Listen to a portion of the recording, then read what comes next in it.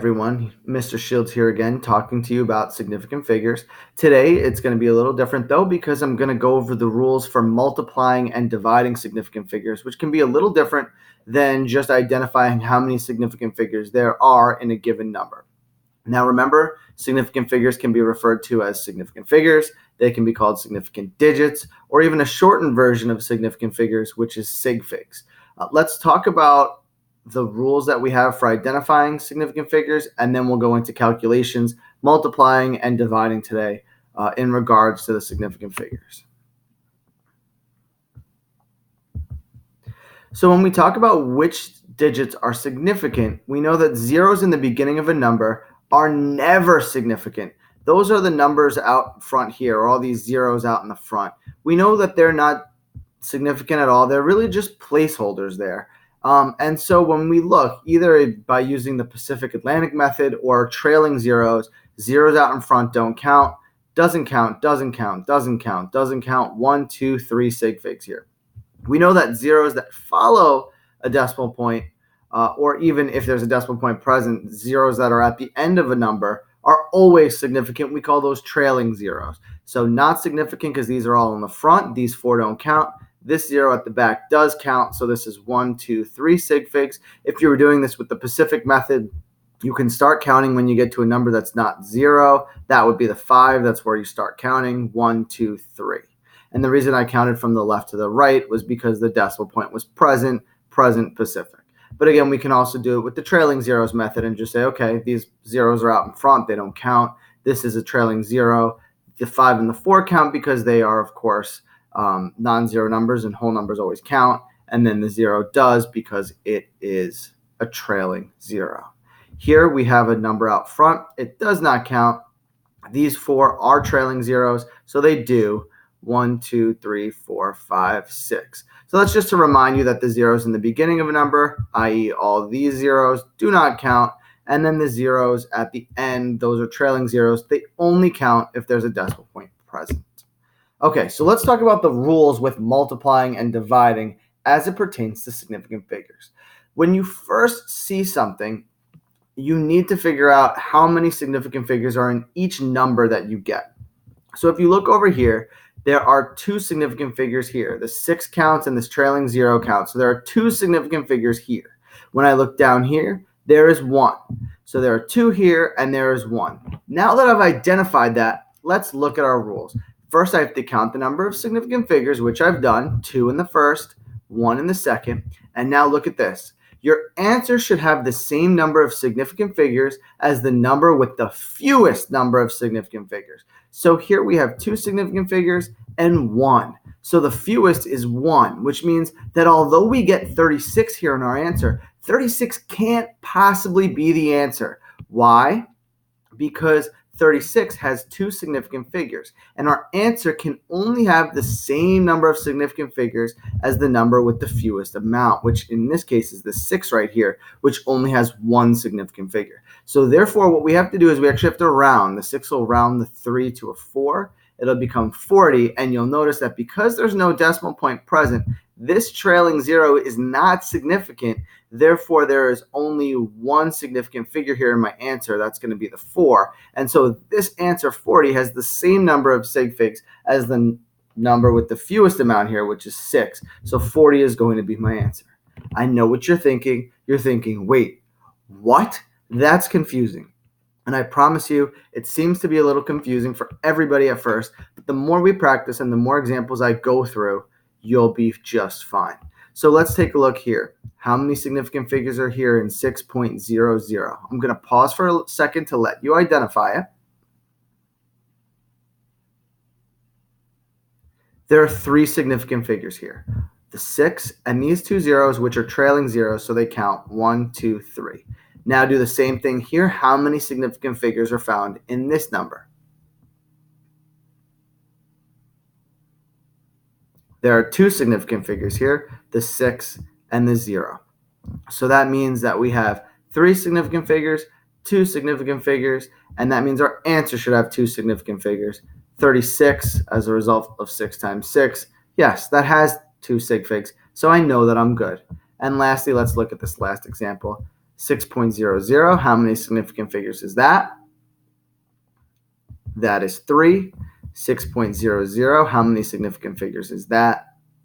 That is also 3. So although 6 times 6 is really 36, we have to add the 0.0 so that our answer has the same number of sig figs as the number with the fewest, which in this case, they're both the fewest because they're both 3 significant figures. Okay, so now let's exit out of that. Now you can see me again, so I can encourage you as we go through a couple more of these calculations using significant figures. I promise you it'll get easier. It was a little difficult for me when I first started. Let's take a look here. 8.0. How many significant figures are found there in 8.0? Sometimes when I solve these, I'll draw a little arrow. I'll go, okay, how many significant figures in 8.0? Well, is this 0 significant? It is, because there's a decimal point present and it's a trailing 0. So there are 2 significant figures. That's supposed to be a 2. Let's see if I can fix that. Yes. So that's 2 significant figures present here. Let's look at this 8. How many significant figures are present here on the 8? There are 1, 2, 3. How did I know that these 2 zeros count? Well, they're trailing zeros and there's a decimal point present. If you did it by the Pacific Atlantic method, present, Pacific, start counting when you get to a number that's not 0. That would be the 8. 1, 2, 3. So there are 3 significant figures here. Okay, and let's write a 3. A lot more difficult when you're trying to write a 3 with a mouse than if you're actually writing it on a pencil on paper. Okay, 3. So now let's think. 8 times 3. 8 times 3 is 64, right? So my answer is 64. Now let's look at our significant figures and let's see if 64 is actually a plausible answer. We know that our answer should have the same number of sig figs as the number with the fewest. Let's see, 2 and 3. So 2 is going to be the fewest.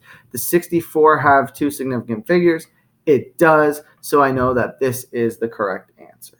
Now, if this was 8.00, and both of these were 8.00, so they both had 3 significant figures, then I might have to put 64.0 to give it that third significant figure. Okay, so we've been talking a lot about multiplication, and division is exactly the same. It's the exactly same approach. So let's take a look here.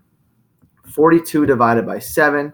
I'm going to first identify how many significant figures are found in 42. Obviously, that answer is 2. There's not even any zeros there to try and throw me off. How many in 7? Even easier. There's only how many? Yeah, there's only 1. And then, so that means my answer, 42 divided by 7, is going to be 6.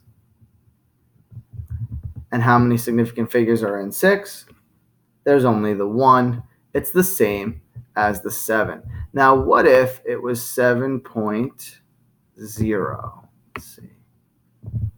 If it was 7.0, then I would have 2 significant figures here instead of just 1. So then I would have to make this 6.0.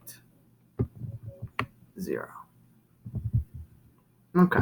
And let's do one final example, and we will practice this a ton more in class, I promise. 36 divided by 6 we know is 6. How many significant figures in 36? There are 2. How many significant figures in 6? There's only the 1. So my answer should have 1 significant figure, and it does. Let's say I wanted to get crazy. Let's say I wanted to call this 6.00.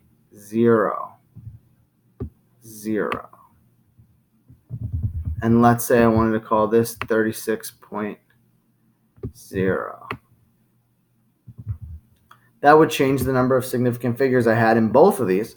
That would make this 3 significant figures. And that would make this 3 significant figures as well, which means that my answer would need 3 significant figures. So why don't you think about what I would have to do there? I'll give you a second to kind of process. Okay, my answer here is 6, but I need 3 significant figures in my answer because 36.0 has 3, 6.00 has 3, so I need 3 in my answer. How am I going to get 3 into my final answer there? And the answer is going to be to add 2 more zeros, and that is going to be 3 significant figures in my answer. I've figured it out. So those are your rules for multiplying and for dividing, right? You count the number of significant figures in each number, and then your answer needs to have the same number of significant figures as the number with the fewest. And so sometimes that might lead to needing to round. Sometimes that might cause you to add a decimal place and add another zero. But in all situations, you can always double check your work by making sure that your answer has the same number of significant figures as the number with the fewest amount. We'll talk about this more in class, and I will see you soon.